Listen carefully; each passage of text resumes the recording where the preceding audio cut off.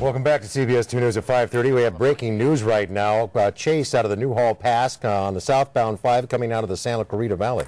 Usually this place is a log jam at this hour, but our Gary Lineberry is above the scene of News Chopper 2 right now, and he's been following this pursuit, has the latest for us. Gary? Well, this is a burgundy Tahoe. It's reported to have been stolen out of Nevada. And also they say that the driver is wanted for participation in a burglary, so not a lot of information available on that completely. We're trying to figure out now. I think he has just transitioned from the southbound 5, and we're going to try to figure what road he's getting on here now.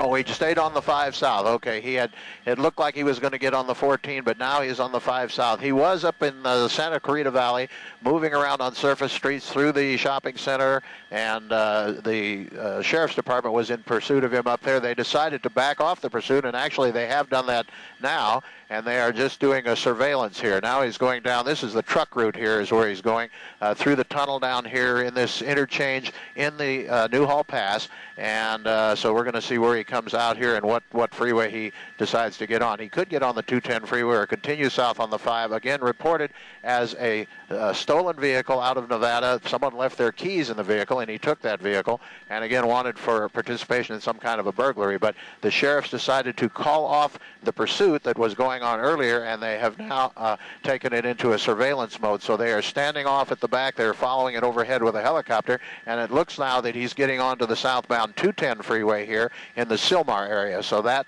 or sometimes people refer to that as the eastbound 210, but that's where he's transitioning right now. Again, the sheriff's department is overhead in the surveillance mode, and we're going to stay overhead and see what happens here. Well, Gary, yeah, we've also just been told from some of our editors here that this fellow may have been involved, information you didn't have, in a hit and run, but we don't know when or where that took place. So it sounds like there might be a laundry list of crimes this driver is accused of committing.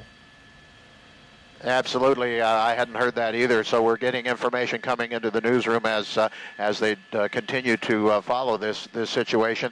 And again, quite often, as happens, they decided because of the nature of the want on this guy that they didn't want to pursue it as a close-in pursuit. He seemed to be fleeing very rapidly, and they didn't want to actually cause him to possibly have an accident and hurt someone else. So they decided to go to surveillance mode. They know the license plate of the vehicle. Of course, it is a stolen vehicle, but they're just going to do it this surveillance thing, which is to them a safer way to do it, and sometimes that's the case, especially if the individual is not wanted for very serious crimes. And as you said, more information coming in now. We may find this laundry list does contain some serious crimes, but we'll just have to wait and see. Well, Gary, as we watch along with you, of course, we can see that the traffic is light, which is unusual at about 5:30 in the evening here in Southern California. But can you describe for us exactly how fast do you think he was going at the highest point of speed? Well, since he got on the freeway here, he has been up to 90, according to the reports we've heard from the sheriff's helicopter overhead. They're estimating 90. I think he's doing about 75 or 80 right now, and he's on the non-volume side of this 210 freeway. He's headed out down south here through the Sylmar area, and he'll be going down through, if he stays on the 210, down through the La Crescenta area. If he would have he's getting off here now at Polk Street in the San Fernando area. So again, we're going to see what happens. Perhaps he's from this area. We're going to find out, but that's where he is. And again, it's a surveillance. You don't see any red lights and sirens behind him here. They're just surveilling him, and that's what they want to do. Oh, he went through that intersection and narrowly missed getting hit there or hitting someone. Now we're going to see what he does here. Well, this is becoming particularly dangerous, driving this fast on these surface streets. On the freeway is one thing when other drivers are maintaining speeds of 65, 70, or whatever. But going this fast like this, Gary, is extremely dangerous. Well, that's true, and they may change their tactic here now since they have gotten on the surface streets here, and he's blasting through signals and whatnot. They are thinking about spike strips. They're thinking about the possibility of a pit maneuver, but again, that is difficult in traffic here. He's going westbound on Polk here now over into the San Fernando area, and this will take him back over toward the 5. So they may change their plan here. Again, he may be going home. He may be going to a familiar area. We're just going to have to wait and see. And look at him go through that intersection there, wrong side of the road. This guy obviously does not want to be caught, and he's doing things that would make them be very concerned about the safety of others here. Yes, this is a precarious situation. It seems as though the neighborhood is changing a bit. Is he moving more into a residential section now, Gary?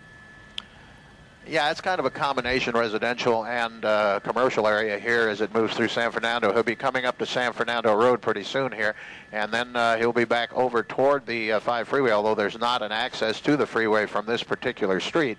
So we're going to have to wait and see. He's coming through. Whoa, right there. There you go. A head-on collision, basically, almost right with that vehicle. I think that is San Fernando Road. I believe that's San Fernando Road and Polk here.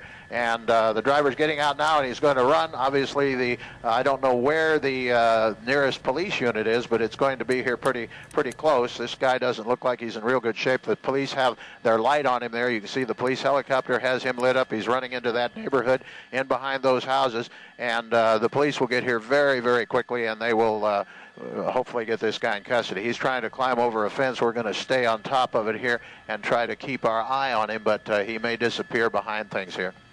Well, it looks off to the left there. I thought I saw some people. I don't know if you can see this better than I can, Paul, but this is a situation where folks have been warned in the past to lock the doors and make sure the windows are secured, because people walk in and they try to take someone hostage. No, that's not him right there, is it, Gary? That's someone. Either someone who lives in that house is talking to him. Yeah, I think we're going to try to get around the other side. He might be on the side of the house still. Helicopters up here, but I don't believe he's gotten out of that yard. No. Mm-hmm. Those were some of the folks we saw milling about a little bit earlier. And we don't know, he might know somebody in the area, because oftentimes people do return to a neighborhood in which they're comfortable driving. It almost looked like these guys were gesturing like, hey, get the heck out of here.